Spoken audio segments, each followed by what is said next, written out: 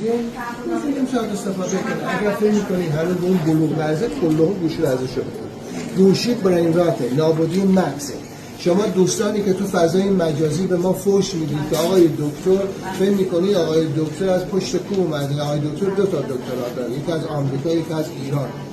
بچه‌ها با تکنولوژی روز آشنا بشن، ولی ما میگیم طبق تجربه بنده از نزدیک مادرایی که گوشی رو از بچه‌ها میگیرن، بچه‌ها از نظر ذهنی آرامش دارن، استرسشون کمتره، انحرافات اخلاقی به صفر میرسه و در این حال از ترسیدی جلو میفتن، تمرین‌ها رو انجام میدن، تکنیک‌ها رو اجرا میکنن، زودتر به درمان میرسن. اونایی که به ما فوش میدید فکر میکنید که ما حالیمون نیست یا از عهد عتیق اومدیم. از نظر علم روز از همه شماها بنده جلوترم. اما صحبت اینجاست، شما باید به قول امام علی انسان‌ها دشمن آن چیزی هستن که نمیفهمن. آیا شما میفهمید که این گوشی برین راک مغز رو نابود میکنه، سلول‌ها رو نابود میکنه؟ اصلا شما میدونید نورون چیه؟ میدونید سیناپس چیه؟ میدونید کانکشن های مغز چیه؟ میدونید اتصالات مغزی چیه؟ میدونید اتصالات سیناپسی چیه؟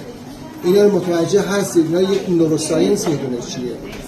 کسانی که زیاد از گوشی استفاده میکنن علاوه بر اون آیا شما میدونید که اینا تومورهای مغزی میگیرن، اینا مبتلا در آینده مبتلا به سرطان میشن، از نظر حافظه‌شون رو نابود میکنن. این افراد پروسس نمیتونن بکنن این اینفورمیشن و اطلاعات رو، وقتی که نتونن پروسس بشه اضافه بار شناختی میدونی یعنی چی؟ یعنی مثل زباله‌ای که همسطری که زباله بریزن توش پردازش نمیشه و بعد از مدتی آسیب به مموری و حافظه به سی پی یو مغز، سی پی یعنی سنترال پروسس یونیت، این اصطلاحات انگلیسی گفتم برای اون بخش از آدمای نفهمی که فوش میدن تو فضای مجازی بودن. همینا رو بذارید توی گوشی.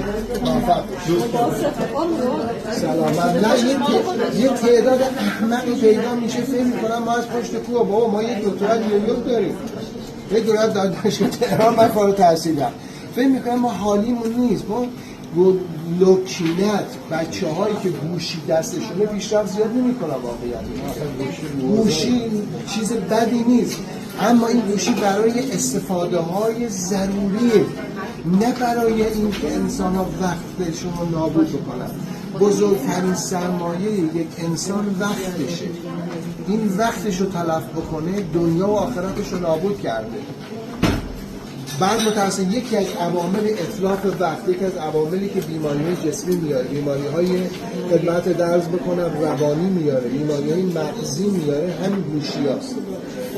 استفاده بعضیا حتی گوشی دستشونه میرن بعدش بلاز گوشی رو میذارن زمین میرن غذا میخورن. گوشی به اندازه 20 برابر کاسه توالت آلودگی ایجاد میکنه رو دست. خب مردم اینا نمیدونن. کشورهای پیشرفته دنیا، خانواده‌های پیشرفته گوشی‌ها رو مثل جا کفشی میذارن تو جا کفشی دارن، بعد میرن تو خونه، یعنی دم در میذارن تو جا کفشی گوشی‌هاشون. ما گوشیمون بچه‌هامون یکی میذارن رو کلهشون، یک رو قلبشه، یک رو کنارش خواب میبره. خب همه این سیگنال‌ها مغز الکتروشیمیاییه. بعد این گوشی الکتریکیه، حالتهای این نویزهایی که میندازه به اون قسمت الکتریکی مغز بعد از مدتی تومورهای مغزی میاره.